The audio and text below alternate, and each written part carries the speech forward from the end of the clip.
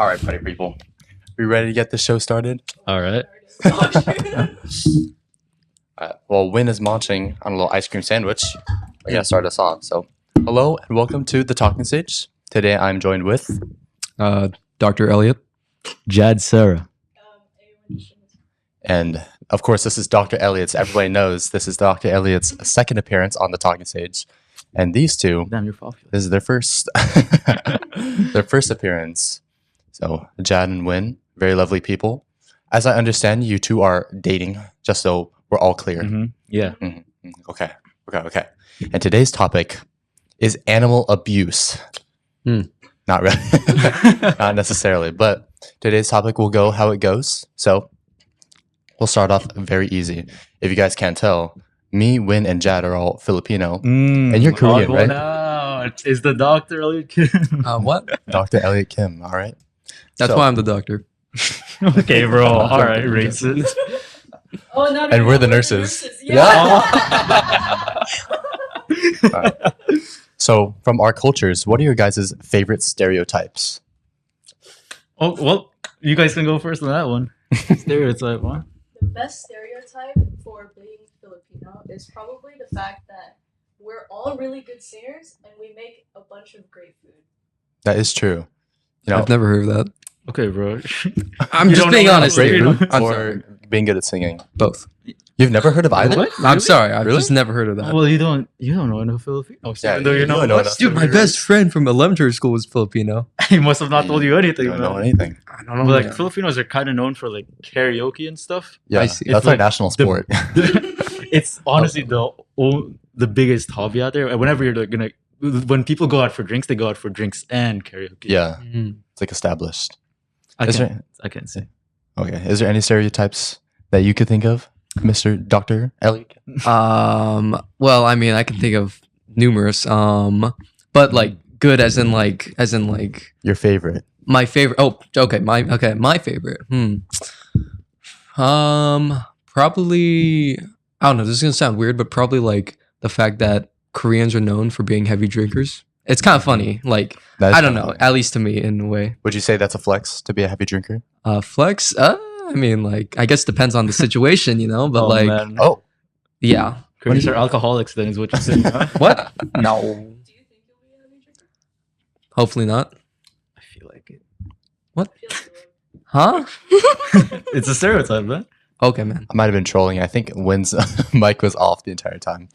You're probably picked up by another Well, mic. I yeah. think, probably. Somewhat. That's all right, though. Am I loud? Yeah. Mm, Not really. No. Oh. no, it's all right. Yeah. All right. So that's our favorite stereotypes. Would you agree, Jad? Yeah, honestly, karaoke and food, definitely. I agree with that, bro. I feel like Filipinos are like the best desserts in the entire world. The best dessert cuisine. I will fight anybody. Not even gonna cap. Yeah. How, bro, that's gotta love it, bro. Bugo pandan don't is know what honestly on I'm top of talking me. And fruit salad. Bro, fruit salad actually good. Have you ever had a mango float? Oh, I haven't had that in like forever. I know. I want it so You really- bad. No. Yeah, ever had mango float? No. I need to try. You should have one on your birthday or something. Christmas Christmas? tomorrow Christmas? because every day Every is a day fiesta. Christmas. It's Okay, true. man. A siesta. Oh, siesta. I don't care. Well, there's my older brother. Hello. Yo. Okay. Anyways, so stereotypes, right? Mhm. Stereotypes could, fuck. Time to start again. What? So stereotypes can often be seen as like a funny type of thing where people enjoy it, but stereotypes can also relate to things that are used to hurt other people, such as racism or sexism, Mm. which goes to today's topic, which is cruelty. Mm. So, cruelty can take many different forms, and there's many different intensities and degrees, right? Yeah. So we're gonna start from the bottom, and we're gonna work our way up. Sound like a plan? Sure. All right, Let's but go. All right. So if you can't tell, we are teenagers, and we're going to start with the smallest, most basic type of cruelty for people our age. So imagine somebody's just being fucking annoying. So first and foremost, what are the things that annoy you the most? It could be the most minute details. And I will go first. So you ever seen that thing with guys where they'll try to like make the perfect dap sound and they'll go like this over and over and over again? Like, My bad. you do that? Not really. Okay. Sometimes. Yeah, I think that's like top 10 things that could piss me off in like 2.5 seconds. Literally, like when somebody does this to me, they're like, "Ivan, make the perfect dap sound." Like, wait, try to do it to me, Elliot. Sure. That's what. Okay. That's honestly what I would do. Yeah, Like, I I would either keep my hand there and be like, "Ivan, you have to do it too," and I'm like, but not really. It's like that's something that's really small that really like annoys me. So, do you have anything like that off the top of your mind? People lying about their stories, like blatantly, like making the most absurd stuff about their stories is just really annoying me because I know for a fact that it didn't happen. Mm-hmm. That's always annoying to me. Like what? I don't really have a specific one in mind, or not that I want to share it. Oh, Like people are just some guy I know used to like share a lot of really blatant lies, like owning guns and shooting it and stuff. oh, yeah, to And I make them was- seem cool. Yeah, make him seem cool. Like made a grenade once before. I was like, how the fuck did you do that? As a teenager. Yeah, and I was just like, you can't really call them out or like say, oh no, that didn't happen. 'Cause then you seem like an asshole. So you have to sit there like and be like, oh yeah, that did happen, and I can't do anything about it. Like in my head, I was like, that never fucking happened. You never made a fucking grenade, really? Yeah. And it's just annoying to me when people blatantly lie about their stories like that because I can't do anything about it. I can't really Yeah. shut them down because that's an asshole move. You just sit with it, and that's it. Yeah, and I think it's also annoying when somebody goes like, "No," when you're telling a story. It's like, bro, you better let me talk. Really? I think with some lies it's okay though. But there's like some obvious ones like If you're like lying just a tiny bit just to make your story sound at the very least a little bit more interesting, it's fine. But if it's like really blatant to make you to elevate your like status or something, Yeah, make you seem cool. yeah, no, That's just embarrassing. Like Mm. you trying to do that is just straight embarrassing. It's like the opposite effect. Mm. Do you have any that comes to mind, Win? this is a personal one, but people calling me short. It's not that bad, but it's I've gotten used to it over the years, but I think another one is probably the same as him. people having stories. Mostly like trying to make everything about themselves. Oh, that's a good one. When they wouldn't let other people like talk about themselves, they only mention themselves in general. So, like self-centered people. Yeah, self-absorbed people. Mm. Yeah. Do you have anything that comes to mind, Dr. Elliot? Doctor. Honestly, I don't think not much really annoys me. Yeah. I'm a pretty chill guy. Oh, you have no enemies? yeah. Okay. I would imagine for Win that like it would be more annoying if somebody like acts upon you being short. They'll like use your head as like a headrest or something, or like armrest or something. Yeah, a lot of people used to do that. Mostly like padding is kind of weird to me, especially if I don't know them. Oh yeah. It's a little bit awkward. Yeah. I see. Well, that's the most basic level. We are good for this one. Mm-hmm. We're going to work our way up. So the next one that comes to mind is acting fake in a friendship. Or to go off more what Eowyn was saying, that's like being self-absorbed is also part of it, you know. So what do we think, before we go into like what a fake friendship is, what are some friendship red flags? Like red flags you're going to see in a person and be like, I don't think I want to be cool with them, you know. And one of them is a really good point that Win made is like when they're very self-absorbed, that's a very big like friendship red flag, where it's like, I don't really want to be around somebody who's only wants mirrors, they don't want friends, you know. And like people who are like yes men, it was like, man, I look so good today. It's like, yes, you do. It's like, bro. Like they're fishing for compliments. Exactly. Mm. So do you have any that come to mind of any friendship red flags?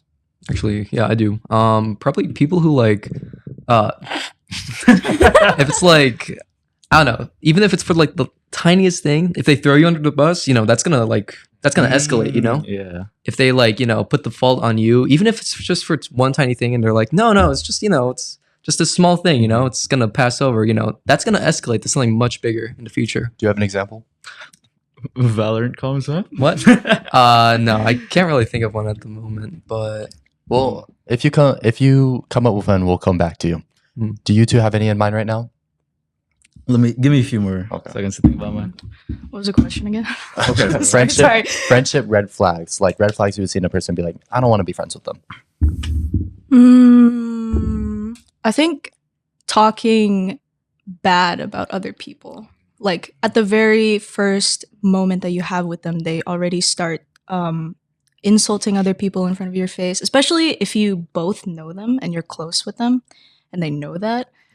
It's a little bit awkward for me to sit here and kind of just hear what you're talking about that other person. Would you like defend that person though when somebody's saying that? I wouldn't. Well, I guess it really depends. It depends on the severity of the comment. Oh yeah, yeah. If it's something like kind of superficial, like their appearance, like it's like disregardable somewhat, depending. Yeah. But if it's like something about their personality or something like a misconception, it's like nah, you gotta defend that. Mhm. Which goes into the expansion of this level, which is fake friendships. So we'll come back to you guys if you have thought for anything, because this is related to friendship red flags anyways, but like what makes a friendship fake? And I think that's a big one. It's like they're able to talk shit about each other really easily by behind their back, you know. So what makes a friendship fake, and like why would people go into fake friendships and even create it in the first place? Don't have enough friends to answer that question. I think for some it might be prestige, Mhm. maybe like popularity wise. Oh, maybe they're well known and I would like to join their circle of friends or something like that. But like, even for people our age, especially now that we're all seniors, it's like popularity isn't really a thing that anybody cares about. Mhm. Yeah, so it's much more like a middle school to like sophomore year type of thing. It seems like very childish now, but we'll come back to that anyways. But so that's one of the reasons why somebody would go into a fake friendship. But like, what exactly makes it fake? You know, like what are the qualities between two people or maybe a group of people that would make it fake? I think it's just like being friends with someone that you don't like or enjoy spending time with. It is what makes it fake.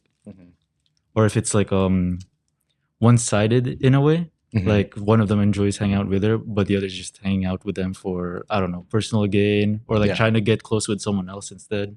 Like a That's rebound. yeah, pretty much. Interesting. Oh, she had a little reaction. Ooh. Care to What? explain? No, I just found the rebound comment very interesting. Ooh. What? I've seen a couple of people do it for that reason. Like Friendships? In terms of friendship? people would go into friendships for the sake of getting a relationship. Something very superficial and shallow. But We'll expand upon that later. Do you have any ideas? Doctor? I'm gonna be honest. I forgot the question. So what you makes a guys. friendship fake, and why would somebody go into a fake friendship? I mean, I don't know. This might sound weird, but like I think one way a friendship could be fake is like, or one reason for someone to go into a fake friendship is maybe because they don't have any friends. You know? They don't want to be alone. Yeah. So like they try to make friends or quote unquote make friends, but they're not really actually making friends through bonds and relationships. They're just like either they're just there or like they're just, well, you know, as you said, a yes man in a way. Yeah, they don't want to be seen as that lonely person or that person who's always alone. Yeah, so they hang out with people who they can at the very least talk to or mimic so that they can feel like they fit in, even though they don't really agree or enjoy what they're doing with these other people. Okay, very nice. I think that's a very good description. And so we're going to expand upon that onto another layer. So, Getting deeper into this cruelty thing. dun, dun, dun. why is the fear of loneliness so hard for so many people? Like, why do people feel that they need to be in a friendship, they need to have a friend group, they need to be in a relationship? Why do we think that's such a big thing? Other than, like, I'll get this out of the way. Like, us humans, our human nature and how we've been since like our primal times is to be connective and be with many people in a tribe.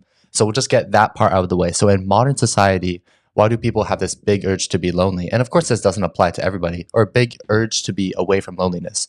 And of course, this doesn't apply to everybody. Some people like being alone to a degree. But why do we think that fear of loneliness exists in modern society? I think it has something to do with like, well, kind of like earlier what I said, fitting in, you know, or like what Jad said. But yeah, that's actually about all I have to say. Could also be like it's just how society works. The more people you surround yourself with, the idea is the more people you surround yourself with that you enjoy your time with, the more happy your life would be. So people are pressured to like find, the person they want to be in a relationship in like early on, or to have a support group of friends so that they can, feel emotionally stable whenever they need help emotionally, physically, or with anything in general. It's also just like fun to have friends, so people want that as well. Especially with the advent of social media, people will always see these people in the perfect relationship or the perfect friendships and doing these crazy things, and then they'll compare themselves to others. So, do you have any thoughts, Win?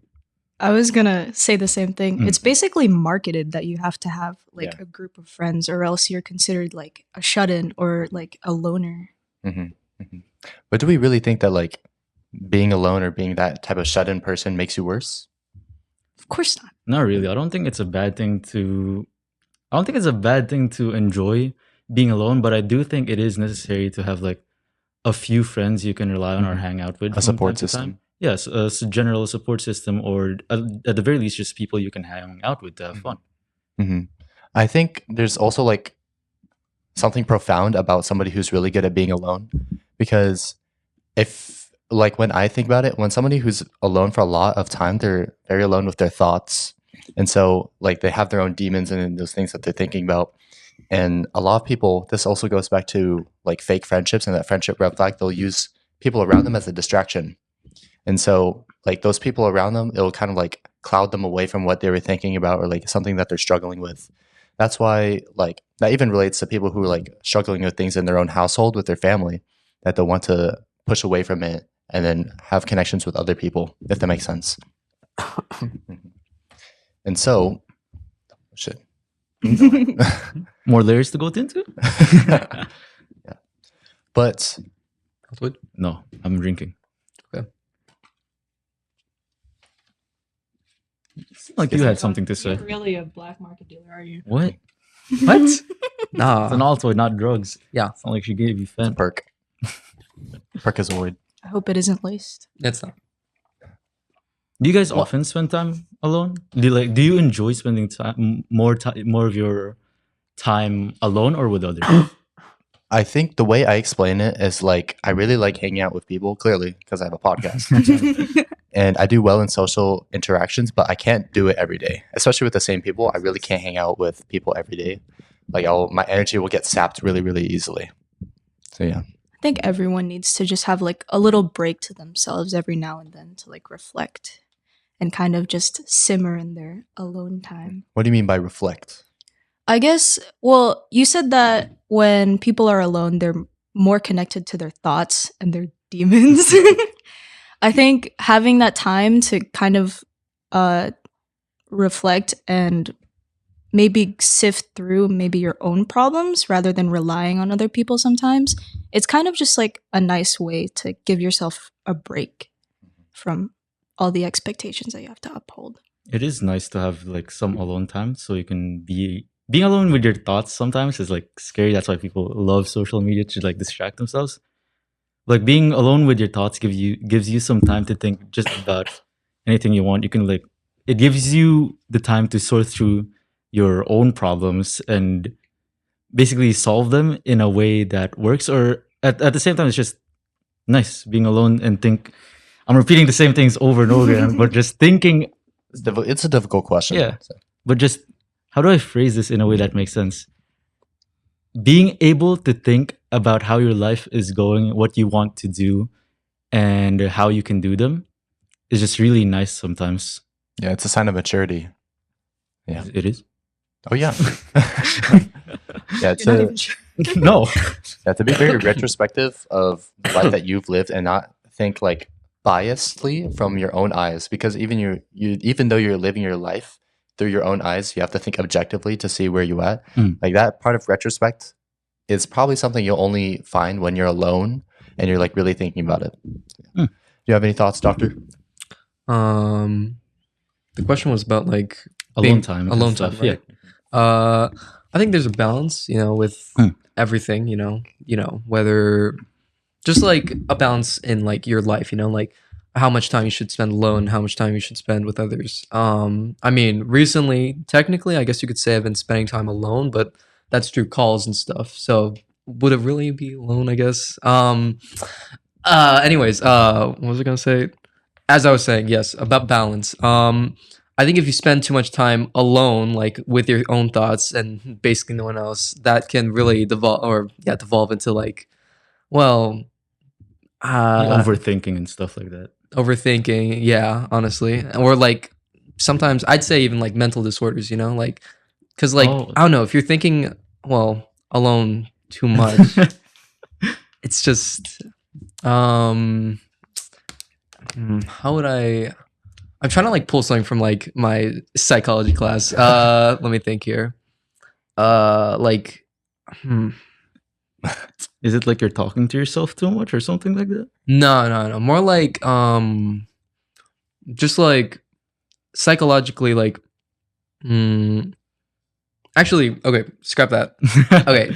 Antisocial antisocial okay. disorders is what I meant. Like Oh. you could if you don't talk, you know, if you're alone too much, then that could, you know, maybe be a sign of an antisocial disorder, you know, it like makes it harder to communicate with others. yeah, like psychopath or like sociopathology or pathy, you know, those types of disorders. That could be a sign of it. And the thing is too, like if you spend a lot of time alone, a lot of people, to kind of go off what Jad was saying of like self-thinking, where if you think about your own thoughts or you're alone with yourself and your own thoughts, a lot of people easily get into like a self-perpetuating cycle where they'll think about one thing. We'll say there's like something bad that happened in their life, where something bad happened in their life and they're thinking about it alone. And then a lot of people could get the tendency to like blame themselves. So they'll blame themselves, and then that same thing will happen because they blame themselves and they weren't able to reflect on what really happened. So it's like a self like perpetuating cycle. Yeah. And that's why like it's hard to really be stuck in your own mind. And that's why a lot of people could result to therapy or going to like, that's why that support system is important, so that you could like break out of that negative spiral. Actually, I learned about that in psychology. It's basically called depression, you know. Oh yeah. Of Yeah, course, doctor. That's like the depression spiral. The depression spiral, basically. Depression spiral. You know, like you said, you think about something and you think about how you could have acted on it, but then it just keeps getting worse and worse. Yeah, keep on thinking and thinking. And you focus on the failings rather than success. Yeah. Exactly. So there's this phrase called misery loves company. And so people who are miserable will try to bring down other people too. Have you guys ever heard of that saying, or would you guys agree with that description? Do you mean like sad people try making other It's like- people sad, or trying to get them to empathize with their sadness? Like revenge wise? It's like so somebody who's like unsuccessful with their life, they'll see people on social media who are successful and be like, what a shitty podcast. No. Oh, But like something like that, where they'll be like nobody cares, like nobody asked for this stuff. They'll try to like degrade people who have success in their life. it's type of basically like they're redirecting their negativity, Mhm. like their problems with that, with their own life. They're redirecting into other people. Inferiority complex? Yeah, misery loves company. Mm. That's why the saying works like that. Mm. So why do we think that happens, and do we agree? I feel like it's just a really bad coping mechanism. Coping mechanism. Yeah, it's like they can't really face their own problems or like come to terms with the bad stuff in their life, so they just throw away their negative emotions at someone else. That way they're like essentially distracting themselves from the bad things. Yeah, that's it. I'd like to say, I think it's more like, well, I've never heard the phrase, but I think if someone, you know, I think someone who's miserable tries to also make other people feel miserable. I think maybe it might be because like they want to let other people know how they feel, you know, in a way. But I guess it all depends on like the context of the situation, because like if they're just trying to make other people miserable because they feel miserable, not because they want, That would be you an know, asshole move, bro. that'd be a very Yeah. asshole move. Yeah. What do you think, Win? I don't necessarily agree with the phrase that it happens to everyone, but I think some people could have their reasons. Like how Elliot said that some people might find solace in sympathizing their misery with other people. Like trying to make Yeah, other but people feel by what they feel. insulting other people. Okay, doesn't no, not by really- insulting, but like explaining their situation so that other people could maybe, I don't know, like feel how they're feeling and feel connected to other people. But it's different Wait. from explaining and projecting. Y- Is the thing. Yeah. Wait, are we on the same page here? Wait, so Because I feel like. misery projecting, as in through. Wait, could you like re-explain the thing? So 'Cause- the situation is like this one guy who is like 30s, nothing going on in his life or whatever, sees somebody who's like 25, like vacationing in the Bahamas because they did stocks or something. And then they comment on their posts and they're like, yeah, you suck. Nobody asked. Like, you look stupid. They say Yeah. something like that. Okay, well that's just an asshole. Yeah, Mhm. Okay, that was Now- completely now we're different on- from what I was. Yeah, I was now- thinking like projection. now we're on the same. Oh, page. okay. Yeah. We can expand upon those anyway. So I was thinking like someone ranting to their like friends about like like a traumatic event for them, so that they could maybe find like some company in their Mhm. in their loneliness. but that's like somebody trying not to be miserable. Not misery loves company. So, in definition, misery loves company is someone who's miserable, spreading his misery to other people. Mhm. There we go. Okay. Yeah, still an asshole move. Yeah. That so is- but why do we think that happens though? Why do people do that? All right, now you guys can give your actual answers. Inferiority complex. Yep. I mean, what Elliot said before also relates to the topic too, where they want to like have people feel what they were feeling or what they feel. So it's like, by definition, like by company means you don't want to be alone in the way you feel, which is a very human thing where people don't want to be alone, like how we spoke about before. So yeah. But like, why do people find it way easier to like degrade people than to like lift themselves up though? Is the thing. Because one, you could either find it as inspiration or you could find it as like annoyance once you see posts like that. I feel like it's harder to be vulnerable with other people, and it's easier to kind of just be strong for yourself. And by being strong, it just means insulting other people to make yourself feel stronger. It's a real bringing others down is like a really convenient way to hide how insecure you are about yourself. That's pretty much it. You agree? Well, I don't think I can add any more than that. Yeah. You sure? It feels like you had something to personal add. experiences. What?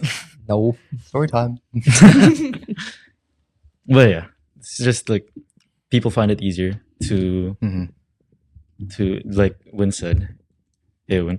People find it easier to shit talk other people Mhm. because they're not opening up themselves and they're not sharing anything about themselves. So, what is the difficulty of being vulnerable, or on the other side of the problem? Like, what is the disadvantages of being very vulnerable very often? You might spill your secrets to the wrong person. That's And what would they do with it? Well, they could either share it to someone else, or they could. I don't know. I They can't could think of also- anything. they could also do what you do and shit talk your insecurities to make them feel better. Oh yeah. So it's a perpetuating cycle. Yeah, basically. I feel like Also with like, oh wait, go ahead. Okay, with being vulnerable with your emotions, it's like it's just not a sorry state, but it's like you're putting a lot of trust to another person, and sometimes that's super risky because you don't know what anyone would do with your trust. Really, Mhm. it's getting betrayed and getting hurt like that is the worst feeling ever. And so people become less vulnerable and less trusting. It becomes a perpetuating cycle, like you said. Do you have any thoughts, Dr. Elliot? I mean, I do, but like it might sound a bit controversial. No, go ahead. No, go ahead, bro. oh, I don't know. I feel like being vulnerable too much. I feel like it could be kind of like. I mean, it just seems like a bit like you're showing like weakness, or like Exactly. being pathetic in a way. Like Okay, you pathetic can't- too mean. Okay, Yeah, continue. But like, yeah, it's like you can't really like stand up for yourself in a way. It's like you're begging for attention. Almost even, yeah. It's also like when you're being very vulnerable. I heard this in another podcast episode, but Hmm. if you're being very vulnerable, like the other people have the obligation to be like nice to you or whatever, because like, oh, he's going through this thing, so I have to treat him this way. When like nobody has any obligation to treat anybody In a nice any way, in any way of any sort. Like it's always a choice. It's like people get what they deserve, or maybe they don't. Like that's just how it is, you know. That's what therapists are for, right? Yeah. You get vulnerable with therapists. Oh, I What? thought you said terrorists. No, Oh no, my God. sorry, therapist. That's what That- terrorists are No, for. no, no, no. Oh my God. Like it's always good to have like an emotional support group, but like when it really comes down to it, if you really need like help with your emotions, instability, or something like that, get a therapist if you have the money to. So you have a positive opinion of therapists? Okay, it depends. Okay. I like the old Filipino mindset, like, oh, mental illness isn't a thing. But like, you don't really need a therapist not to say that, not to like ridicule any small problems, but you only really need a therapist if you're having like really bad problems, like say mental problems, or you're feeling, I guess, suicidal, or you're just not feeling good with your life. Mhm. I feel like that would be a good enough time with a therapist. And at the same time, if you feel like you're like trauma, it happened to my sister where she had a friend who was like, she had a friend who was trauma dumping her too much to the point that she is in that position where she feels like she needs to be a therapist, and it just became too much because when this person had their house burned down, and it became like just too much for her to handle. We might have to cut this out because if my sister finds out I said this, she'll kill me. But it just became too much for her to handle. She can't really be a therapist and then live her own life at the same time. So at that point, when you're really having problems you don't think you can handle alone, or tell your friends, get a therapist. How would you know when to get a therapist? Very heavy mental distress, I guess. But some people with mental distress often treat their problems like it's nothing. Sometimes you wouldn't know how That's- bad you feel. That's what the mental health ad campaigns are for, right? Like mental health awareness months and stuff. But those It's people would like- ignore those. Is the That's thing. true. So That's your problem at that point. You're ignoring the help. That's your fault. You're ignoring the help being given to you. Then that's your fault, right? Yeah. Like there's systems like this to help you, and if you're like ignorant, thinking, "Oh no, I'm strong enough that I don't need this," but when you do actually need it, that's your problem at that point. it's also the thing is like dumb people don't know that they're dumb. So people who are mentally ill don't know that they're mentally ill. Yeah. You know, they'll just You think. need people to tell you. So what do you think, Dr. Elliot? When do you know that it's time to go to therapy?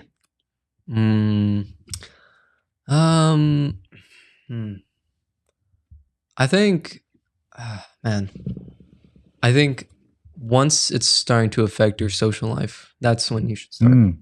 I don't know, or physical life as well, because like I don't know, like even if someone's like has like just heavy problems, like I don't know. This sounds really bad now that I'm thinking about it, but like if, When it really starts affecting your life. yeah, Right? yeah.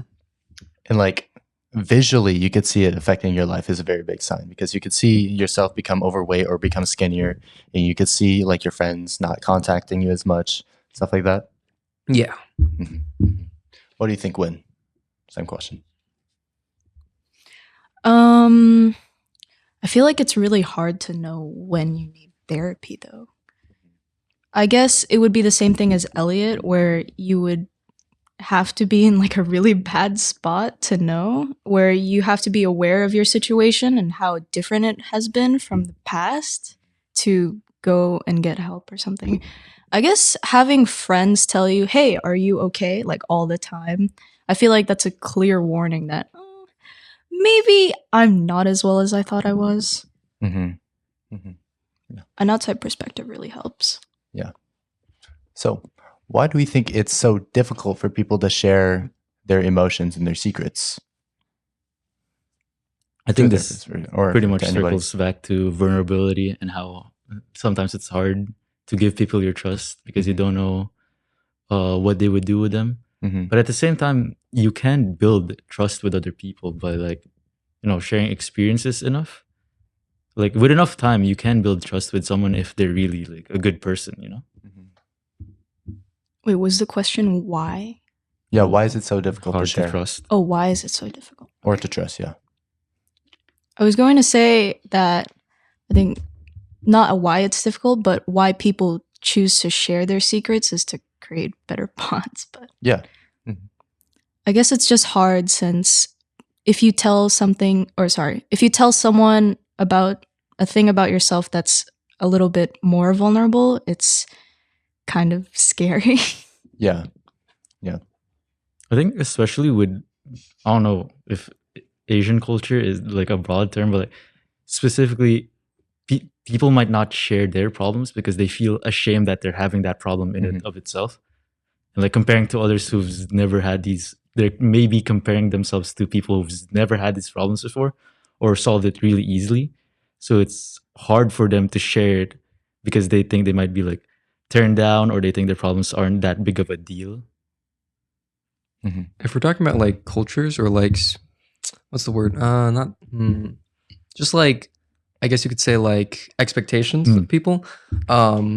Specifically like males, you know, they don't really want to express themselves or tell like other people about their vulnerabilities because one, it might seem like they're like, you know, they're weak, you know, or like they're just like, well, yeah, just weak, or two, like they also might think, you know, or believe that like they'll just be shut down, you know, immediately after telling them.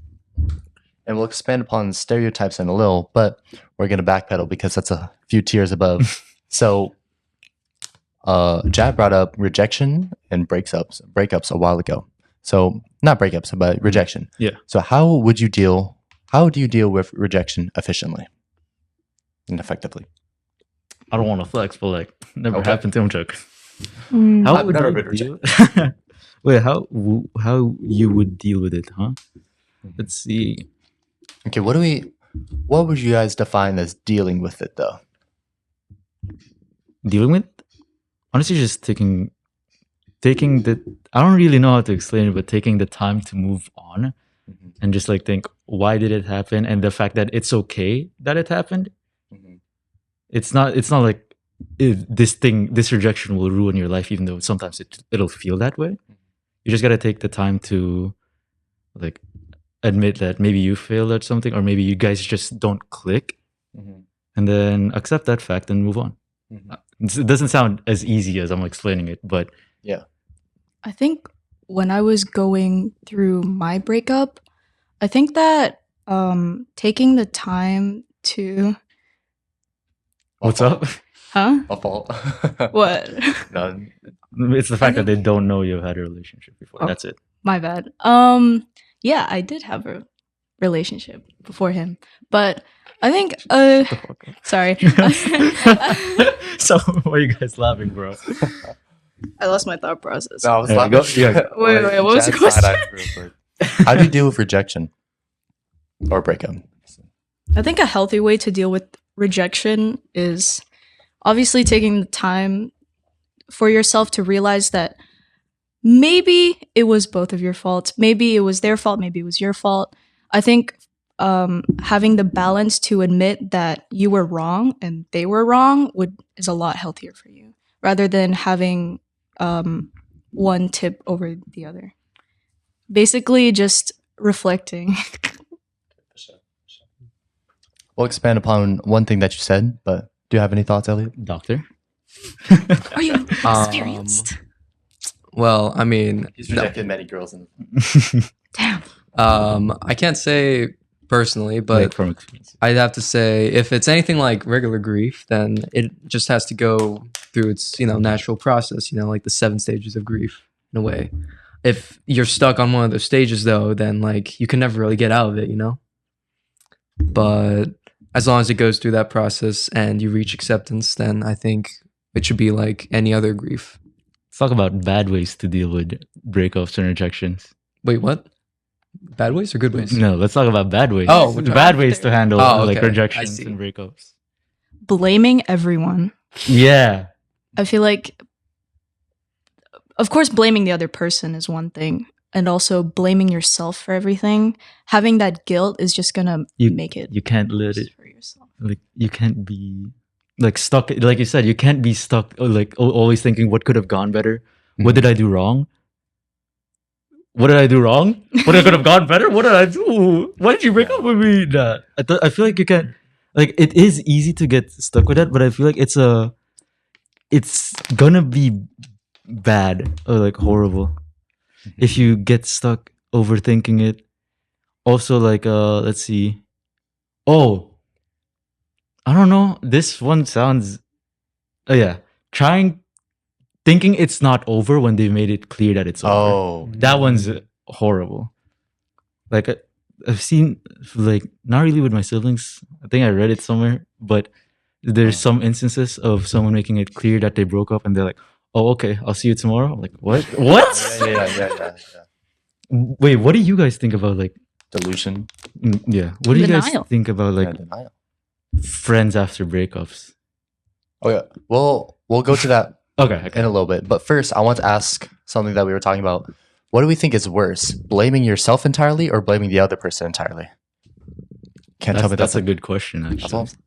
actually. So for blaming yourself entirely, you're very likely to go into that depression and that self deprecating cycle. Where it's like, what did I do wrong? Why did she leave? And then for any other person you talk to, or when you're rethinking the situation in your head, you're just constantly convincing yourself that it was completely your fault, which means that you're basically like entirely socially inept in any future relationship and even in some of your friendships and conversations too. But on the other hand, like if you completely blame the other person, it's like you didn't take any responsibility and you're basically the same person that you were. But wouldn't you say that the results would be kind of the same? Because, I mean, one, you become a hermit. Actually, no. It wouldn't be. One, become a hermit. The other, you become a complete asshole. So, yeah, which one do we think is worse? Or are there any other conclusions that could happen? I think there's like two paths here. If you're always like blaming others, the only like offside I could see to that is that you're more choosy with who you go with next, I guess. But at the same time, yeah, you don't change, and whatever you did wrong, you're still gonna do wrong on the next thing. You never trust anyone ever again, basically. Pretty much. Yeah, I don't think anybody would ever pick you for that matter. Yeah, exactly. Yeah. Because you're always like trying to see the faults in someone else before you even like start dating, I guess. But for the other one, I feel like it is not wait, is it fine to be harsh with yourself? Because then you can like at least you can find a few very significant faults in yourself that you can work on and be better as a person, even though you didn't see the faults of the other person. What do we think? Is it good to be harsh to yourself? I mean, That's you guys, by the way. That's you guys being asked. I think I don't know, if you become an asshole, then like you're never gonna get relationships or get into any relationships, you know. But I think if you become more a hermit, I guess you could say, then like you can still, like as Jad said, grow on like those parts that you saw, those weaknesses that you saw, or like those parts that you want to improve on, you know. But the fear is like if you overthink on the things that you did wrong, you'll end up like not doing anything in the first place. That perpetual like cycle of shit talking yourself, I guess. Yeah, self-deprecation. What do you think? Isn't it worse to blame other people since you're never going to get better in the first place? But is it okay to be harsh? Like which one is worse? Like blaming everybody or blaming always yourself? I think the worst would probably be blaming everyone else because you're never taking the time to kind of see what you did wrong or what you could have done better or anything else. You're just throwing all of your problems and blaming it on other people. And that never really gives you any self-growth. It's very disassociative with the problem. Like the problem was never me, so I don't have to do anything. And it could lead up into narcissism where you only focus on yourself.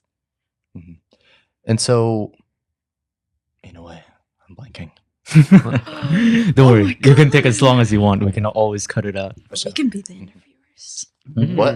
We can. Oh, if you guys have any questions, you should ask. Oh wait. Yeah. Well, Oh wait, do you have any questions right now? Yeah, if you guys have any like, you thought of an interesting question and you wanted to ask it, you should go ahead and ask. Yeah, we can go back to the question that Jad asked though. Like, what do you think about friends after breakup? Oh yeah. What do you guys think about that? Ain't no fucking way you could do that. Let's be so dead ass. Like, no. Maybe I'm not like, experienced enough, but I think it could work as long as the breakup is in good terms. But the thing is, like, if you're friends with your ex and you're talking to another girl, Oh yeah, if she then lear- that's then Yeah. things get hairy. yeah, if she learns that you're still friends with your ex, you're done for. That is like, I can't think of a way to get around that part. Yeah. I've setting boundaries. Setting boundaries. Yeah, like Oh yeah, your girlfriend's definitely, or like say boyfriend is definitely gonna get jealous and always like constantly thinking about, oh no, but what about her ex that she keeps? Yeah, I talking still to? hang out with my ex, but that's a boundary that you can't meet him. So you're fucking him. Like, Yeah, yeah. like what? It's pretty hard. So you think it can't happen? No. Well, no. And plus, like, this, I think the only situation where it could work is if you started as friends and then dated and then you're friends again. Because, like, at that point, You're always able Yeah. to revert back to that stage. yeah. that's a little bit hard when you've gotten really intimate with that person. Yeah, that's true. It is like, it is really. I do think it's possible. Maybe that's just because it's like inexperience Yeah. to be like friends after a breakup. But that's only if you ended on really good terms that you guys think that it just can't work or we just don't click enough, and so Yeah. you can go back. Especially if it was like a short type of relationship, it's like really easy to just think of it like that. Like a fling. Base. Okay. Maybe we're too young for that. I mean, like, you got your dopamine hit, you got your attention, and then that's all there was to it. But you don't really see each other with that attraction, so you could like split easily. Elliot? Any thoughts? What? Any thoughts, doctor? I mean, like, so we're talking about like, if the question was like, staying friends with your ex, right? Yeah, is it possible? after a breakup? Can Is it you be- possible? And you're in a relationship, right? I mean, Not necessarily. not necessarily. Not But necessarily. like, I it mean- does get hairy once you get to that point. Yeah. If you are in a relationship and you try and make friends with your ex, I think the best way to have that relationship stay as a friendship is by having maybe your partner also be friends with them in a way, you know? Because then, like, I know that sounds I feel like really it could work. It could work, is what I'm trying to say. It's like, Are we it's- too it's- inexperienced, Evan? Do we not know enough in this world? I mean, like, I don't think I've had a good breakup. Oh, okay. but like, you know, as long as, you know,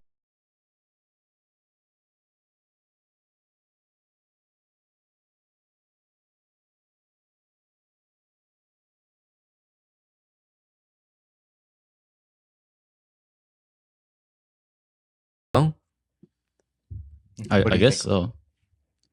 But it's back to you, by the way. um, you're you. You're a Steve. small point. small block. oh my god. I think it really depends. If you guys had a bad breakup and it's obvious that you're never gonna get you're never gonna get along. You're never gonna get along after that relationship, then it's kind of useless. It's just putting yourself in more misery afterwards. So, in conclusion, you need very specific conditions in order for it to work. That will never ever happen. All right. Alrighty. Well, that's pretty miserable. Oh no. Oh, no. It's fine. Didn't spill. Didn't spill. All right. All right. So, how about a breakup though? How would you guys deal with a breakup? Because rejection and breakups aren't exactly the same. Because so let's say you're in a relationship for like 4 years. Mhm. It was like a committed relationship and it ended like pretty badly. What do we think? Oh, look at him, sage mode. What? Oh.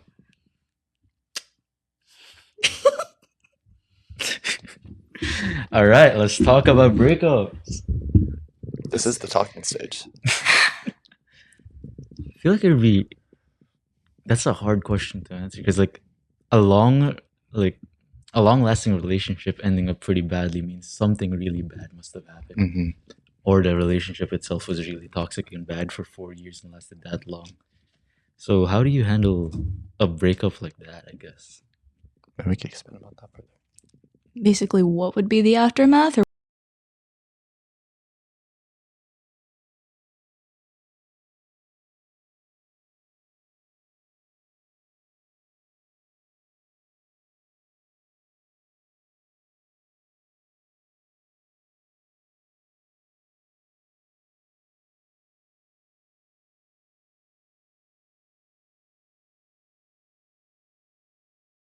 definitely gonna be a heavy drink. I'm gonna be drinking, and I'm gonna be physically heavy. That's my heavy drinking.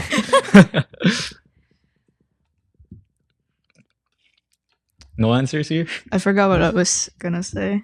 I think like a really good piece of advice though is like for like 2 weeks or so, just like feel it, like feel the breakup, because if you try to avoid your emotions, like it's gonna be seeping out through like your interactions with other people and through your work.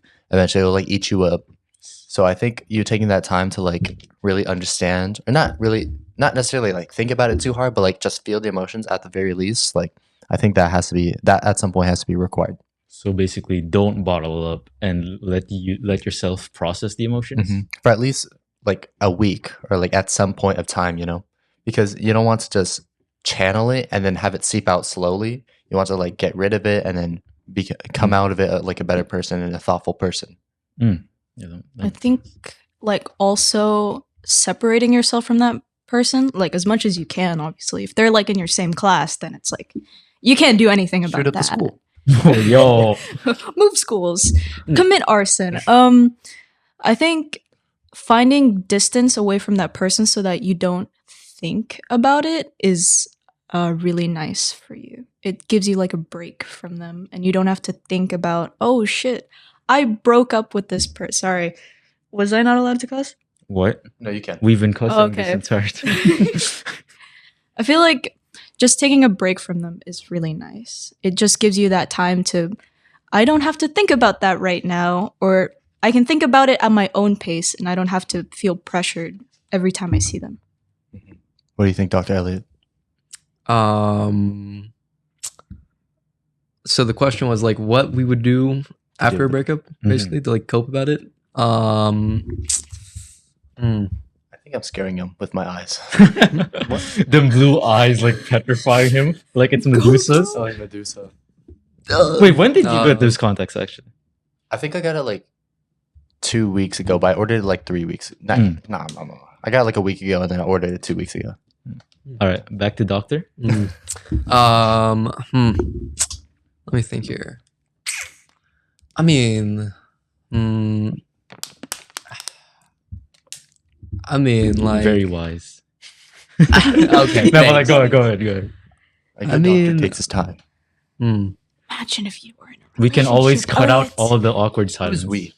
Okay. It's always me who's doing it, and people always say we. Like, Imagine Um, you were in a relationship with them for such a long time and they do something to you that was terrible and you can never recover from it. How would you recover from it? That's really sad. alcohol.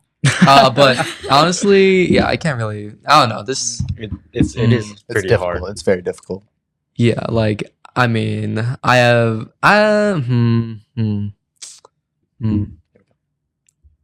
honestly, and I don't really know what more is there to be said. Because like what you guys said was already like basically in my thought process. I think adding on alcohol is a pretty good one. Are you kidding? Okay. What? Stereotype. What did psychology teach you about how to handle the 7 stages of grief?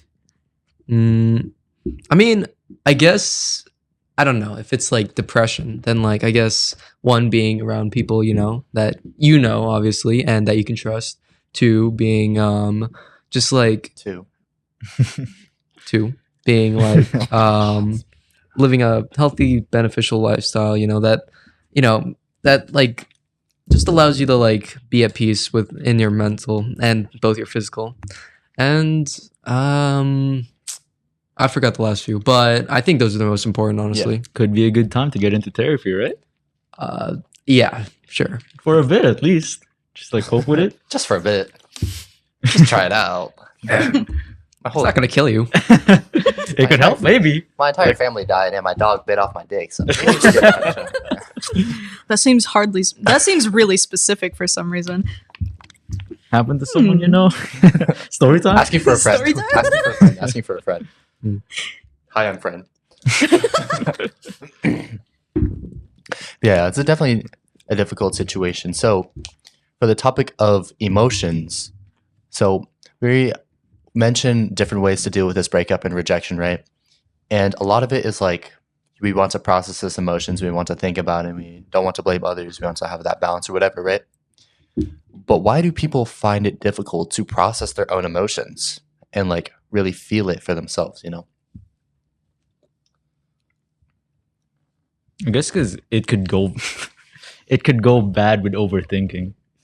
It's not really something you learn how to process your own emotions. It's not like someone could teach you how to do that or something. You kind of just go through it on your own, you know? Mhm. I mean, I'm pretty sure there's some techniques out there to like figure out how to manage your emotions better or process it. But I think people are afraid of, again, going through that spiral of overthinking and stuff. So they'll just try to block out their emotions. Yeah, it's also like thinking about negative thoughts make you like brings your mood down, makes you sad, and you want to be. People generally tend to want to be a happy person, you know, so they just ignore it, bottle it up, and like move on, not knowing it sometimes seeps into their actual life. What do you guys think? Water break. Elliot? To be honest, I forgot the question. I did too. Bro. I'm listening. I remember so negative intently emotions to at this that guy. point. So why do people find it difficult to process and feel their own emotions? Oh, I thought that was coming from the bathroom or something. Dude, we have the same toothbrushes, we have the same toilet brushes, we have the same. What was the other? I know we have like a lot of similar stuff in our bathrooms. Double? Are you guys like No. secretly related? No, it's probably because you got everything from Costco too. Yeah. Starting back talking stage in 3, 2, 1. While we're at it, please like and subscribe. Subscribe to the YouTube, follow the Instagram and TikTok. All the real talking stage. Alrighty. So to go back to why do people have trouble processing their emotions and feeling their emotions, it's actually a condition called alexithymia. Alexithymia is by definition or so, it's like the inability to process one's own emotions. And actually a large part of why people have alexithymia and why actually I feel that I have a form of alexithymia is trauma. And so, oh damn, he's locked in. Doctor's hearing all these terms and it's like, oh yeah, I heard about this. Yes. I studied this. Anyways, it's time I tell you a story. All right. So, story time. I spoke about this on one of my other podcasts, but that's all right. So, in 6th grade, I'll start from 6th grade, but the main one is in 7th grade. But in 6th grade, like, I was like, you know, everybody has like the same class where like it's not like rotating classes like how it was from middle school and above. So like I would start off pretty shy or whatever, but like I would become more comfortable and then like I would become like one of the more outgoing people or like one of the like funnier people in the class or whatever. And I don't know if you guys remember or if you had this in your school, but in promotion, it wasn't graduation, it was promotion. The class had a speech. So each graduating or promoting class would allocate one speaker to speak for the behalf of the class or whatever. And some of my friends like told me that I should do it because I like represented the actual class.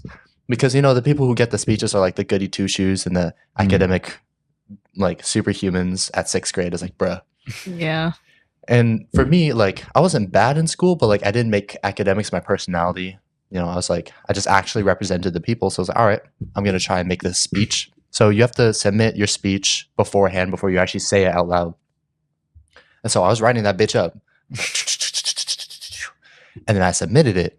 And then suddenly I was like getting pulled out of class or whatever by like teachers, and they were telling me like I should talk to the counselor. I was like, what's going on, man? Damn.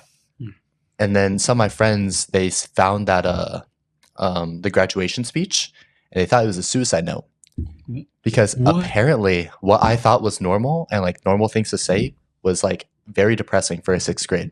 So they told me like, are you all right? Like, do you need to go to the counselor? I was like, I thought this was normal.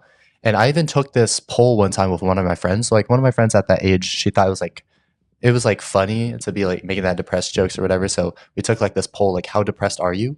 Or like, how likely are you to kill yourself? I got like 25 out of 25 points. The higher points is the less you would kill yourself. And then my friend got like 14, but it was like kind of joking. But once they saw that, they thought it was a suicide note. It was like, oh, well, I guess I'm not normal. Anyways, going from 6th grade to 7th grade, I went to Portola Springs Elementary. So just up the hill, basically. And then if you don't know, people from Portola Springs, they usually go to Jeffrey Trail. And then at this point, at 7th grade, like Cadence Park just opened their like middle school. And so I was one of the few people from Portola Springs to actually be able to go to Cadence Park, which is cool now because it's easier to commute and stuff. But what that meant for me is I had basically no friends in that school. So I was like kind of just on my own. I was like, all right, we're just going to like start anew. That whole like suicide note, whatever didn't happen. And like, we'll just move on, right? And so for the first few months in class, like I was just chilling. Like I was watching this like self-improvement stuff. Like even in 6th grade, I had this like strong urge to be like the best I possibly could, like from like these self-improvement videos, like how to act, how to be cool or whatever. I was like, all right, type shit. And so I was like just going through my day, like I was getting friends or whatever, but it's like because of the 7th grade system of rotating classes, it's difficult and it's different, you know? But like at some point I had like a crush on this one girl, like a really, really small crush. And then I was like, all right, cool. And then one of the people in school, they figured out that I had a crush on her and they told her. But what do you think they told her? The depressed you- guy has a crush. It's worse. The suicidal guy who like wrote a speech about it. They Or- told her that I was going to rape her. What? Wow. Yeah. Huh? And so from that day, like you guys ever read Harry Potter? No. A little bit. Only the movie. Okay. So the idea of Harry Potter is like he's the chosen one in Mhm. like Hogwarts or whatever. So everybody looks at him in the hallways. It was kind of the same way for me, but instead of me being the chosen one, I was a rapist. That's No. insane, Wow. bro. What? And the person who like they said that I was going to do that to, she told me like a long time later that she actually carried a knife for 5 weeks. So that if I ever tried to talk to her, I actually could have died from stab wounds. And then like for me personally, like I didn't want to talk about this with like pretty much any people because I was so embarrassed and I was like, this is the most disgusting thing. So I didn't want to like put that onto my parents or like my older brother until like a while later. And I was just like very frustrated.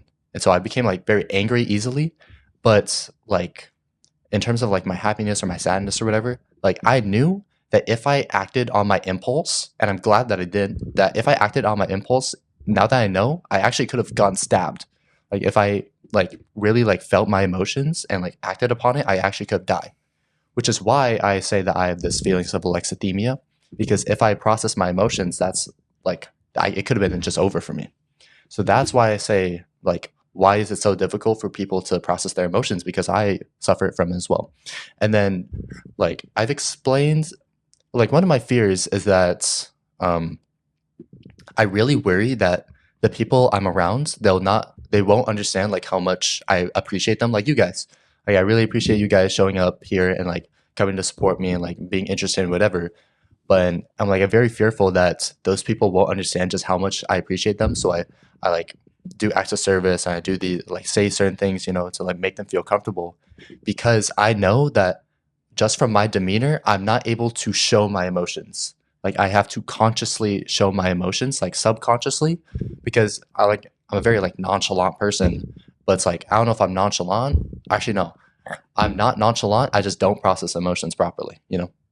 So that's like one of my fears. But yeah, that's what I'm saying. That's why I asked this question, like, why do people find it difficult to process their own emotions? Because like I know it's very real because I've experienced it. But yeah. So what do you think of this story? That's fucking traumatic, bro. No one should ever go through that. Like, what fucking asshole would do that, bro? I can't believe they believed him over you. I mean, It was girls actually who made the. yeah.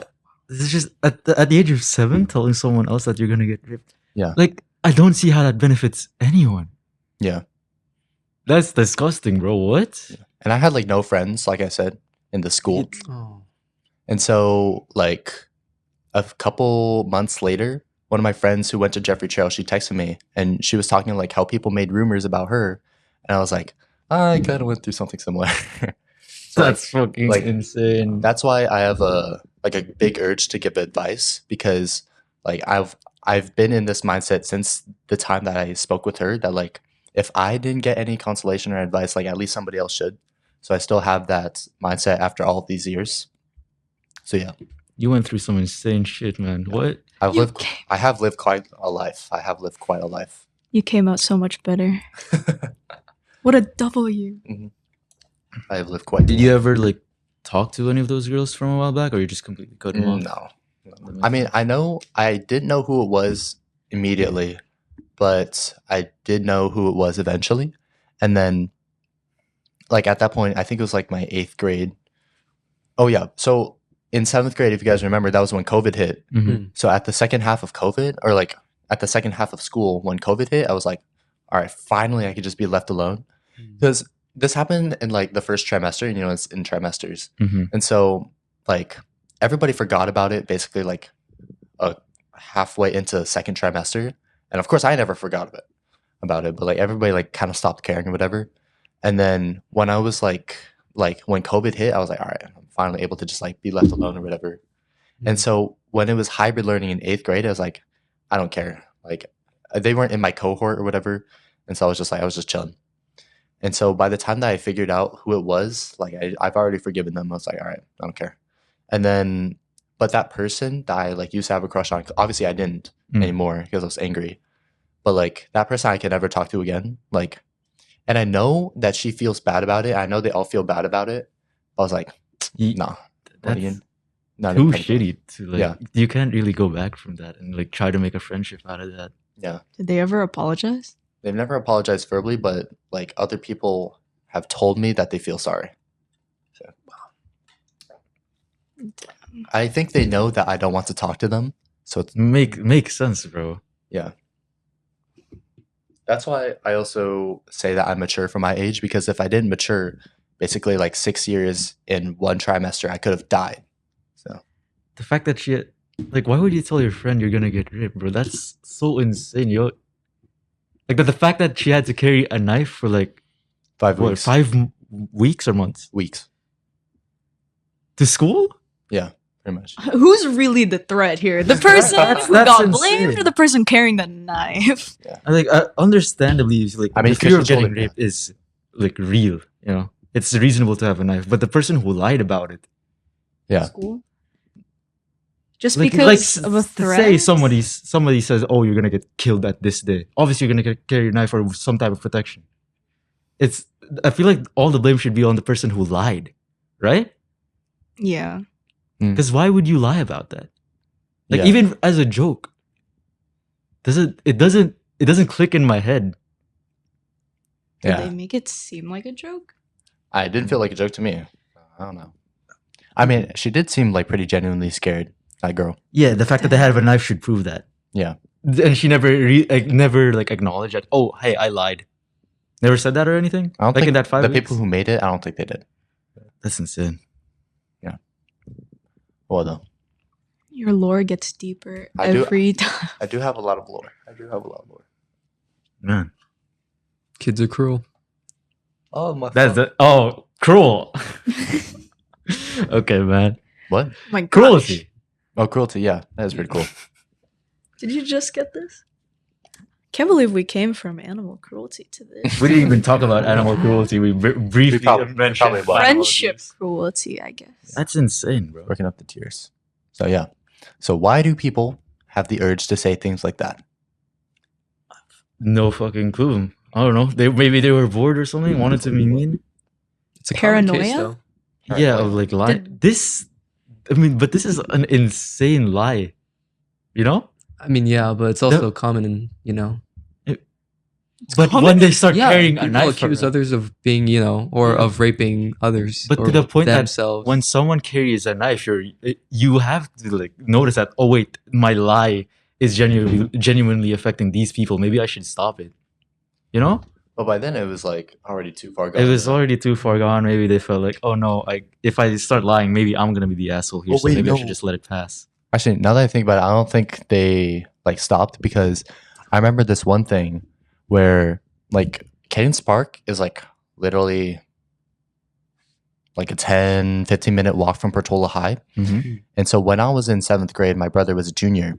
And so they were actually telling my brother that I was going to rape her, bro. And obviously they didn't believe her. And obviously they didn't believe them.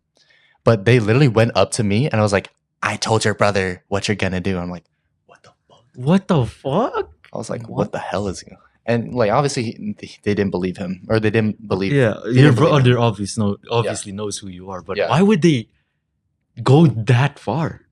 How did they What- get the nerve to do that? I don't know. Yo, that's insane, man. Did they know how you were in elementary school? No, they didn't know me at all. Yeah. Damn. Gossip spreads like wildfire, you That's- know. That's fucking insane. I can't wrap my head around that. I'm really sorry for you. That's all right. Also, a girl called me daddy in 7th grade. Okay, that was a bit too quick. That was a bit too abrupt. She's a 6th grader too, so What? What? How'd that go? How's that work? Wow. that was pretty cruel. That was pretty cool. You know what's crazy? Like she would go up to me as like, "Is that my mom? I've heard the stories." And I'm like, "What the fuck? What the hell is this?" What? No, there's people who That's got to be racist. long hair, glasses, What? and like sometimes people look like Calvin too. And like a lot of people from my school, I always had to do a double thing. Like, they look too similar to people I know from Portola. Oh well. Wait, aren't there like baddies in Australia? I've heard that's a thing. Oh I wait, mean, he's not like- allowed to look at other girls. I was, My bad. yeah, I was in Melbourne. Oh, my fault. Nah, A lot of Asians though. I was surprised. There was a lot of it was more diverse in Australia, at least in the cities I went to, than it is here in America. in Irvine. Not in Irvine. Oh, okay. Irvine's like Asian city, bro. Yeah, Chinatown. For real. Asia Town. Asian basically. town. What do you think about my next topic for now? Right now. That's insane. Man. At least you moved on though, right? Yeah, I mean, this is kind of going off what I was saying. Like, I would kind of share this story because I want people to like feel bad for me or whatever. Mm. But I don't think I've shared this story since freshman year, so I've probably gone over it by now. Actually, I have gone over it by now. That's good then. There are things that are That- bothering me more. You could have died. That's insane to think. You could have died if you like Yeah, came anywhere close. yeah. That's And also, wild. I was also in like that, like I was saying, that self improvement thing. Mm. So once that happened, I was like, all right, well, this is just a big slap in my face and the improvement thing. And also, like, because I was doing that self improvement thing, I didn't want to ask for help. So I kind of just did it on my own. Mm. It went however it went. So, it's all right, though. Hey, things are going good for you now though. You got a podcast now, huh? I do. After a pretty bad breakup. But it's all right, though. Wow. I've lived a super uneventful life now that I think about it. What? What? What is that supposed to mean, man? What do you mean? I mean, like, I'm saying that I didn't really go through any hardships. I know, That's what I'm but trying to say. like, I mean, it's would you insane. want them though? No, that's not what I'm saying. I'm saying it's crazy that I've lived such a like life that I could cruise through like so far. Just like Walter White, dude. You're gonna break bad when it's Shut the 50. fuck Oh my god. Oh my god, dude, for real. It's all gonna hit and you're like 50. You're gonna get cancer. You're gonna make meth. No fentanyl. Oh. That's the, That's what's popular nowadays. that's what's popular. That's insane, bro. Have you gotten any LGBT? I don't think I'm not 50 yet. Not like he's telling Oh. stories like that. I Oh. don't think you did. I'm not just guessing. Did you have anything like What do you that? mean? Have you like, gotten anything like horrible from- stories? Nah. dude, What? that's what's happening in his like 6th grade. 6th grade, I was sleeping in grass. Wow. Was Like, that wait? What grass? Yeah, like I would just like, oh, I want. Oh, you a mean nap. like lay down on the I grass? would just lay down on the grass while people were playing. Look at the soccer, clouds. Yeah. bro. That's what I did, bro. I didn't have like 6th grade. I was absorbed in Apex Legends and sleeping in grass. That's insane. That's way too young for you to go through stuff like that. Crazy. Aren't I so good at podcasting? We went all the way from stereotypes to this. I know, right?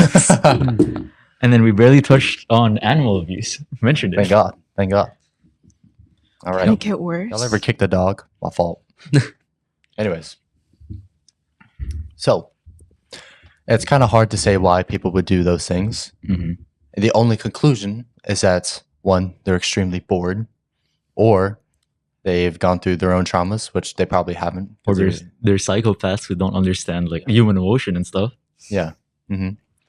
So, how would you go about? So, let's say that you met a genuinely mentally ill person on the street, like a psychopath just on the street. How would you react? And they try to have a conversation with you. Are they fent up or what? Well, let's say they are. Are we, how dangerous looking are they? I'm not like saying Hey, yup. not race wise. Like, is it a homeless person who's like No one shaking? mentioned anything about race. Like, how Why many did you trench bring up coats are they race? wearing? They looked at me like it was something right. Maybe we can dial it back a little. No, but like, it depends, you know. Yeah. Like if I feel threatened, then obviously there's like, oh, sorry, sir, I'm busy, and then I'm like back away, run away, or something. But if they look like they genuinely need help, maybe I'd like stalk for a bit, reach out. But like, because if it's like a psychopath is the thing, they don't know that they're crazy. So you would need to bring them to a psychiatrist, though, not just a therapist. So like someone specialized in like neuroscience. I feel like I'd have to call the police first. Yeah. No joke. That's probably your best solution. Yeah. Like, call the police first, let them like figure out what's wrong with the person. Yo, this man crazy. This man person. He gonna stab me. All right, we're gonna switch things up. That was kind of a question that nobody's like really able to answer with complete confidence. So, you guys ever seen those videos where it's like catching a pedophile? Oh, yeah. Have you guys ever seen the memes where it's like in 2020 when somebody like catches a pedophile, they'll just call the cops on All them? the cops now they're just beating Oh, them. they're That's just beating them. actually insane, bro. What do we think about that? Do we think that development is valid? They deserve it, but at the same time, if they don't get arrested, what's the point, right? I guess so. Yeah. Oh, I mean, you know, they could be viewed by the public, well, the general public, you know? Yeah, So, like, their image is ruined. their image is ruined, but they're still like, if they're still able to live out there, you know, like live outside and still maybe be able to commit the same crimes, then what's the point? Like, I don't- getting beaten up is just a one-time punishment. I don't think they'd have a long sentence is the thing because they're stopping them before they actually have to meet up with the child is the thing. That's true. But then, if those who know, and like, you know what happens in prison to pedophiles, right? Mm. Those who know, Yeah. they usually get killed within a week. Usually, Yeah. What do you think, Wynn? Do you think it's valid that people would beat up these pedophiles? I don't really think violence is the answer, but like sometimes people kind of deserve it. I guess I just found it interesting. This might be a little bit off topic, but That's fine. the fact that people get lesser sentences for things that maybe they haven't for done yet, attempted or and stuff, rather than successful attempts. like they're getting arrested based on assumptions of them. It's kind of sad. It's safer, but it's a little bit hard to judge when someone will be a bad person. Usually, when those like pedophile videos, they're caught text. They're like someone pretends to be a minor, and then they get like pedophiles to text that minor, and then come EDP. meet up at a Walmart. Yeah, EDV, I guess. He never got Okay. arrested. Oh, yeah, that's true. That's the thing. He got outed, but he never got arrested, Mm. which is like a little bit of double-edged sword here. Because I'm not sure. I heard it somewhere, but like making the people hunting pedophiles by making it public makes it harder for actual investigators to like, you know, catch them on the act or catch them or something. But at the same time, some like police departments don't do shit at all about these. Yeah. But do we think these people learned their lesson from getting beat up? No. Maybe. Also, the weird thing to think about sometimes is the motive of these like pedophile hunters. Yeah. Either they really, really hate pedophiles, or they need some type of content they can use for the videos. And oh wow, hunting pedophiles is making a lot of views. And the weirdest part to think about here is that what if these guys just really want to beat up people? And hey, it's okay to beat up pedophiles, so let's do that. It's for justice. Yeah. Also, in a strange way, people have seen it as like a form of activism, where it's like, if the police won't do anything, the people need to rise up. And it's kind of strange that this is the form of activism that this has taken. You know, it's a very cruel way of thinking about it. It is very Subscribe. cool. Episode 9. Oh, wait, sorry. Episode 10. 11. 10. 11. 11? Yeah. Cruelty. Yeah, very interesting. it might get like really bad once it gets to the point of people murdering Yeah, other like convicted pedophiles. yeah, because they feel like the defense system and the executive branch isn't doing much. Mhm. Yeah. So, why do we think people become pedophiles? Oh, Let's actually, I ask learned about Dr. this. Disrespect. What? Oh, Not you. Not you. Yeah. Well, actually, I learned about this in psychology. It's like, I have something to say. yeah, it's like, it's something about their like, well, it's just in their brains, you know. It's like, shoot, I forgot exactly what it is, but it's like, you know how like people are attracted to like, you know, people are attracted to like other, people are attracted to other people by certain things, but like when, you know, on like depends on like, at. It's just their type. That's insane. They were just- That's insane. They were just born a really wrong way, and that is just how they ended up, you know. Mhm. Mhm. It could also be like early childhood trauma as well. Like was it like, for example, if like I do have this one person, but like I don't know if I should probably like go in depth about it. So I can just cut it. So. well, so there's this case about like, oh, it's actually like really gruesome. So like Oh. maybe not. No, continue. Continue. We can always cut it out. Yeah. Yeah, yeah. All right, so there's this I don't know, you guys might have heard it because like it's Yeah. a pretty what's the word? Like Famous. famous, yeah, infamous name. Albert Fish. Sounds familiar. Sounds familiar. Well, basically, I think it was the 1900s or something like that. Yeah, he was just a really disgusting, cruel serial killer, basically. But well, in his early childhood, he was an orphan, and he'd be repeatedly beaten, or not beaten, but like I guess you could say like abused by his not what are they called, like caretakers, yeah. And basically, people are thinking that that's how that led up to his crimes, which were pedophilia, basically. You know, he kidnapped a girl and then. Was that mine? Computer. Okay. Oh. He kidnapped a girl and basically, you guys can cut this out, right? Uh-huh. All right. Well, What do you mean? No. wait, what? Okay. Basically, he raped her, then killed her, then raped her again, then cut her, What? then killed That second part was bad. yeah, cut her up, and then ate her, and then Jesus. That's like and a then lot of- sent was it like I think remains of her body to her parents Okay, that with like letters. and that's stuff. actually psychopathic, bro. yeah. Okay, that does sound familiar. And actually, I think it was titled like the Boogeyman, basically. Oh. Yeah. Did he And- like shit her out and then like sent it? Let's just stop. No. Why are you? No. Taking He said it remains, okay? I don't know Whatever if they- he had more cases bones. or like Yeah, more whatever they didn't victims, cut off. but What do you- that's like the most famous case, and I think it was the only case, or only that was the only victim he did. You know. All right, back to the question. How does this relate?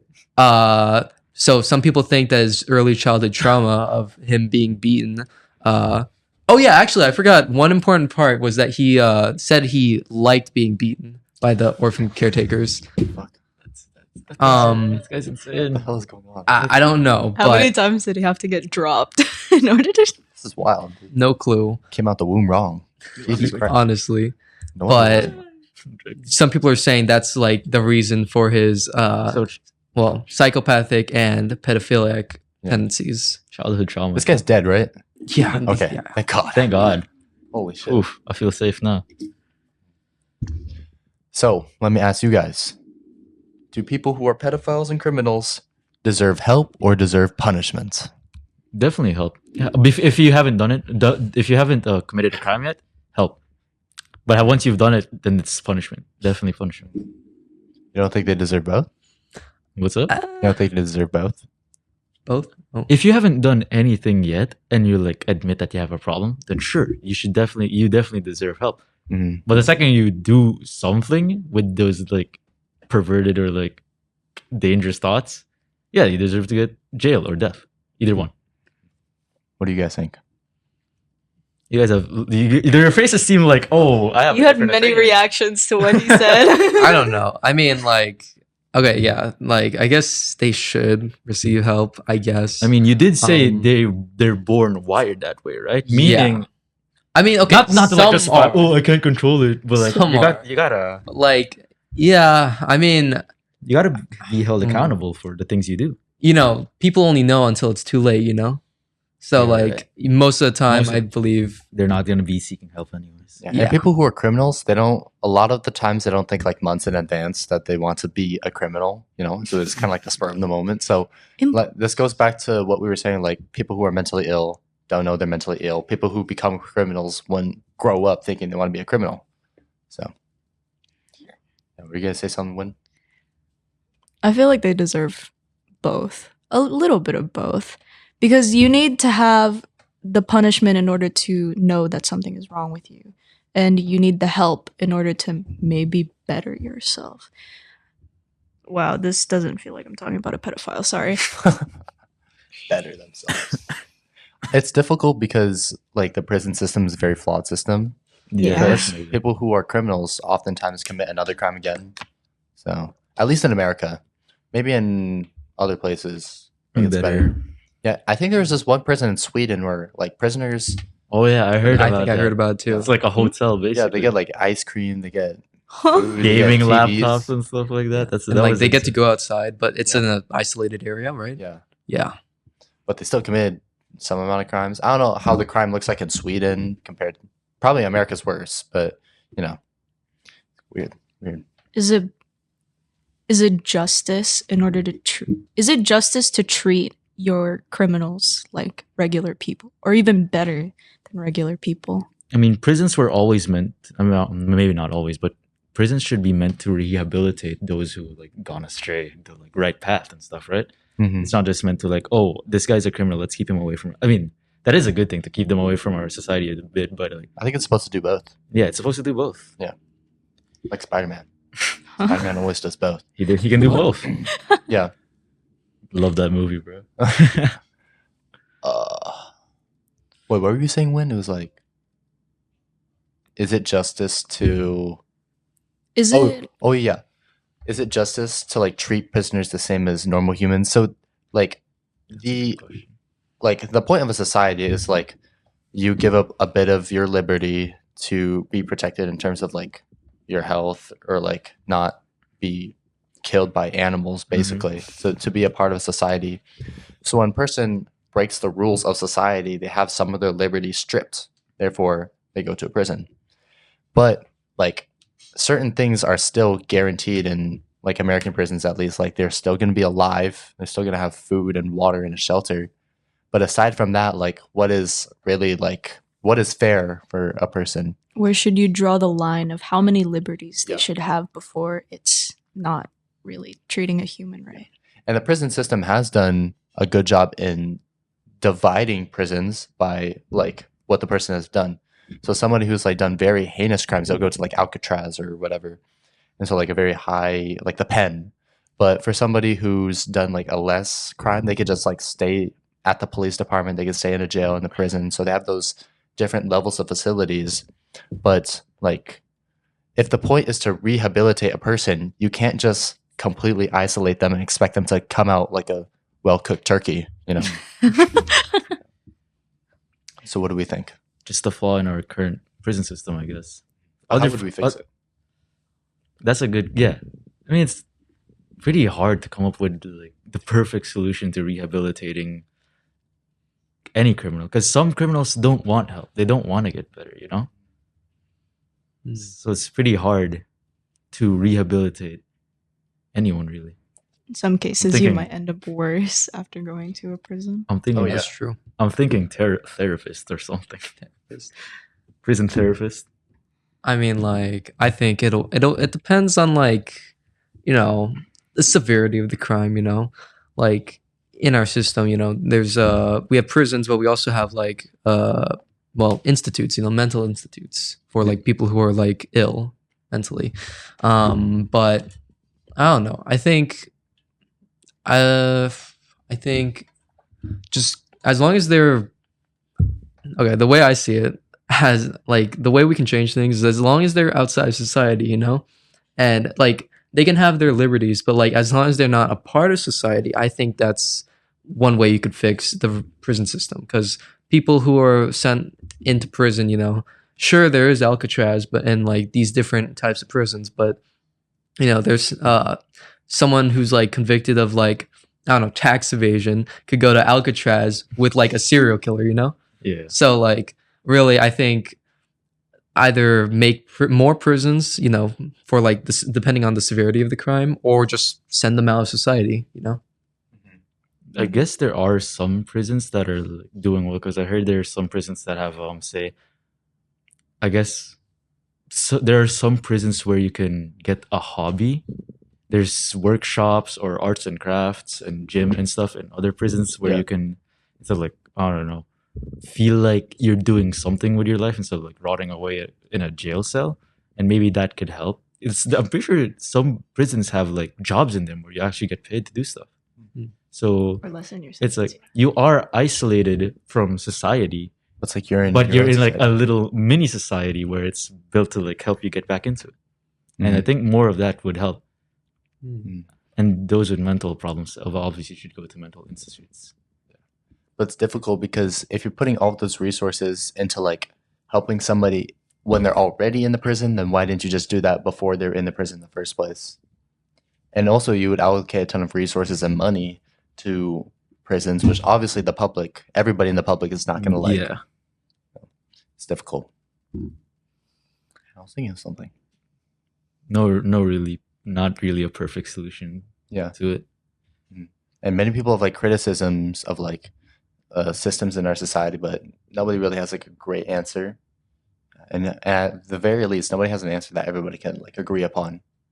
Yeah, it's difficult though. Difficult. A very cruel topic. I can subscribe. Indeed. I feel like the mini society kind of simulation is really nice for the prisoners who may have not had a chance to integrate with their society like other people have. Mm. It kind of gives them a chance to connect with other people, and I think that's really nice.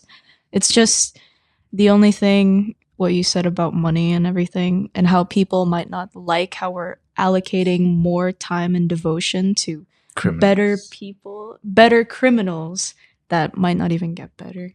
I think it's really sad. Do you guys have the opinion that like can all criminals be saved and can all criminals be added back to society? No. No. Sometimes you go too far. And Like you can't Hitler. go back. Sometimes they're just born that way, you know. It's just something in their head. But I think one of the biggest things that helped when people were converted from prisons, or not like integrate back to society, was religion. So like priests would come to visit certain prisons, and there's many stories of priests visiting these like prisoners, and then those prisoners become priests themselves. I've heard a story about that too. And so and like one of the ideas, specifically like Christian priests, one of the ideas is like no one's beyond salvation is the thing. And I think that was a very positive message, but like it could become destructive when like somebody who's just like released like that could be weird. I'm pretty sure people who like are religious get like slightly shorter sentences. I think that's a thing.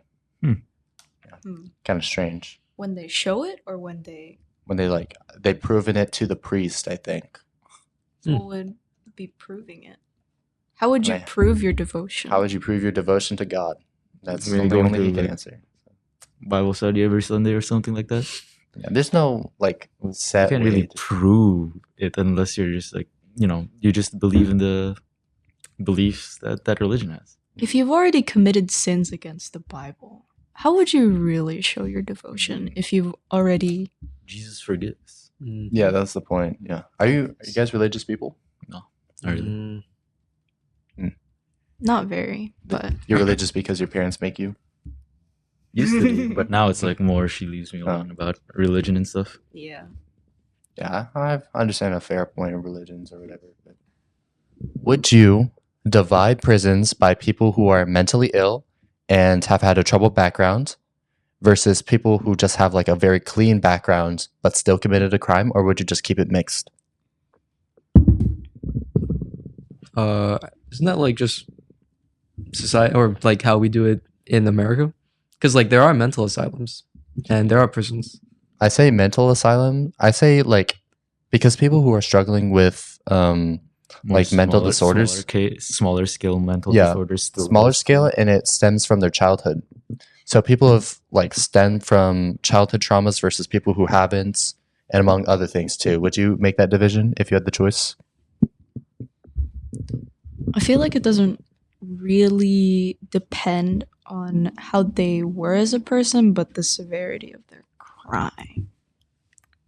What? What? No, what? I'm Oh. just I think... You know what? Never mind. Actually, I completely lost it. It's a very difficult question because It it's is- obviously something that can never happen. Yeah, It's, it's like- just take up too it much is money. hard to figure out. Who's had a troubled background, who's had this, and who's just randomly committed a crime. Yeah, and who's just like people can be lying too. So, But Oh, say yeah. like magically we are allowed to do that. We have the money to do that, and like Yeah. there's a magic machine that could figure all this out. Mhm. Then, yeah, I think separating them could have some benefits to like figuring out how would this separation, how could this separation measure how well people rehabilitate from prison Mhm. and stuff, and would this lesson like say in prison crimes like selling drugs or rapes and stuff, you could get some, I think, very valuable data from that at the very least. Is it easier to jail a person who's committed multiple crimes that are basically like they've committed crimes before, but they committed the same crime as someone who's never done one before? Would you blame someone with a mental disorder who committed a crime more than a person who was perfect up to that point? What? I Sorry. think it's like she's asking. So a person with a mental disorder who has committed the same crimes many times, or a person who's like a clean slate but has committed a crime one time, which is worse. I think the other one where like repeat crimes is Yeah. pretty bad, even with a mental disorder. That means either the justice system failed them or like they're really beyond help. Mm-hmm. So in that case, if he's worse, would he be put in a different prison than the person who's only done it once? Even if they're the same crime. I mean, you're going to the mental health asylum. You're still going there. No, but if we were splitting prisons by the severity of their crimes. I thought we were splitting them between mental issues. I mean, we could do and both clean situations. Hmm? We could do both. slates. Oh yeah. Hypothetically. So based on the severity of it, if it's severity of crimes and how much you've been doing your crimes, then yeah, it should be separate. Okay. What do you think, Doctor? He's been pondering. I mean, I think it's just a very subjective topic, or not even subjective. It's just a very difficult topic, Yeah. because like, I mean, sure, you could separate people even like from like, sure, you could, if you could separate people who have disorders, big or small, and send them to asylums compared to just people who don't. I mean, then there's the case like people with small disorders would like, they probably wouldn't like the idea that they're with, people who are like psychopaths, sociopaths, and serial killers, And then there'd be the argument that it'd be unfair for them to be in the same area. But then like, and there's also the idea like, was it in prisons, like, if you have people who all of them, none of them have mental disorders, but maybe some of them have done terrible, heinous crimes, some of them small crimes. Then there's also that argument, like people who have only done small time crimes in the same area as like people who could like stab them, like that's also not really great. Yeah. I mean, the whole point of prisons is like people are put in unfair situations in the first place, so they acted upon this way, so they're treated unfairly. So it's kind of the self-perpetuating cycle, which is also why the justice system is such a difficult like thing to understand and very cruel thing to understand. Like and subscribe. Wild. Gotta do that plug every now and then, you know. Yes, sir. Gotta Crazy. make sure we don't stray. Whoa. Gotta make sure we don't stray away from cruelty. Yeah. I mean, it's related. It's good. It is related. Good conversation. Alrighty. I think we've jumped a few tiers up and down. But yeah. Let me think of possibly one more. All right. What was that one topic that we diverted from because it was a little bit too higher up on the spectrum? I have no Psychopaths. idea. The psychopaths. Sexism. Was it sexism? Yeah, Yeah. like I talked about males and like how they're, I mean, that too, but we were talking about like, what if you met a psychopath in the Oh yeah. Mm. that. I mean, it's just because we didn't have like we It's couldn't un- confidently. it's basically answer that. unanswerable. Yeah. It was like the situation never happened. But oh, you mean the homeless guy, right? Yeah. Homeless psychopath. Not necessarily homeless. Just, he basically just said like someone with a mental illness. Yeah. Mhm. It's just a difficult question to answer, and there's a lot of like answers you could make. yes, for that. there's too many factors too, like which mental illness, who is this person, like What do they look like? yeah. What? No, that's actually very important, man. Yeah. Race. It's kind of what you were referring to. Oh no, it's not. We're gonna finish off with probably an easier topic than just now. We're gonna go back to breakups. Oh. But not necessarily. So why do people stay in toxic relationships or toxic friendships? Obligation. What do you mean by that? Maybe to think that, oh shoot, I have to. Oh my god, what was I thinking about? I have to do this in order to maintain a proper friendship with them. I've already built this connection with them. Why would I need to break it? That doesn't sound right. It makes sense. Like I think it's also that they don't want to lose this, relationship that they've built up over time, Mm. and maybe they're too attached to it to let go, even though they notice that they're being hurt. And sometimes people don't even notice that they're being hurt or manipulated in this toxic relationship or friendship because they've been with them so long that it becomes they normalize it or justify it in their heads. Sometimes you feel like you can salvage it. Yeah, I can fix them. I can fix them. I promise. Or maybe they just have nowhere else to go, Don't No, want to be. Oh, that too. Yeah. And also when people notice that like the other person will kind of rely on them, they have like more room for it to be toxic and take advantage of them. Because if the only like the person who is in that toxic relationship, like if that's their only friend, then of course they'll stick around no matter what happens. So yeah, and then that's also part of it. So how would you break out of a toxic relationship or friendship and do it in like a positive, non-destructive way? You could ghost them. Yeah, but let's say that's your only friend. Oh, I see. Then find connections first. Mm. And then try to separate yourself from them. When you've already had like someone you can rely on besides them. But what if they're controlling? I think there's like a certain level where you can like hide from them. If they're your only connection, huh? I mean, I guess it could be bad because if it's a relationship or friendship that's lasted long enough, they're gonna have information about you Yeah. that could like potentially ruin, any other connections you could have made. Yeah, and there's threats, blackmail. I those think sort of things. the best way to do it is try to end it on a positive. Yeah, like end it on a positive way. I don't know how to do that specifically. I guess you could just like being honest sounds bad, but like try and be honest and say like, hey, we don't really click or something, or this isn't really working out. I think we should see other people. Yeah, it's not me, it's you. Or it's not you, it's me. It's not you, it's me. What I if- need time for myself. What if And they stuff like like that. threaten you? Like, I'm gonna kill myself if you leave me. Call the cops. Or- I don't know. That's I mean, if they're It's really- toxic, then it's wouldn't really- that be Exactly, because like if they're toxic, it's already hard to break away. But I feel like you at least have to try that step. And if they try to do like, oh, I'll kill myself, and then that's where you start getting help from anyone else. Like, not if I kill myself first. yeah, it is difficult to try and say get out of a really toxic relationship in a positive way. Mhm. But I think it might be the best way to guarantee that that they don't use any of what they know about you against you. Cutting them off works, but there's also that risk. Yeah. I still think cutting them off is the best way to do it, though. What do you guys think? you could move to another country?